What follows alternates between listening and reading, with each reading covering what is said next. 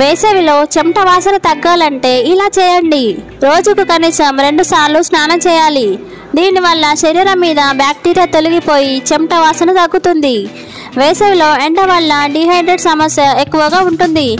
హైడ్రేటెడ్గా ఉండటం కోసం ఎక్కువ నీరు తాగాలి. దీనివల్ల చెమట వాసనతో పాటు నోటి నుంచి దుర్వాసన కూడా తగ్గుతుంది. నిమ్మరసంలో ఉండే సిట్రిక్ ఆమ్లం బ్యాక్టీరియాను చంపుతుంది. వేసవిలో నిమ్మరసం తాగితే చెమట వాసనను తగ్గుతుంది. వెల్లుల్లి, ఉల్లిపాయ మసాలాలను వేసవిలో తక్కువగా తీసుకోవాలి. ఇవి ఎక్కువగా తింటే చెమట వాసన ఎక్కువగా వస్తుంది. కాఫీ, మద్యం శరీరంలో వేడిని పెంచి చెమట వాసనకు కారణమవుతాయి.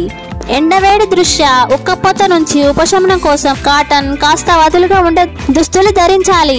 బేకింగ్ సోడాను నీటిలో కలిపి అందులో కాటన్ బట్టలను ఉంచి అండర్ ఆర్మ్ను శుభ్రం చేస్తే చెమట వాసన చాలా వరకు తగ్గుతుంది.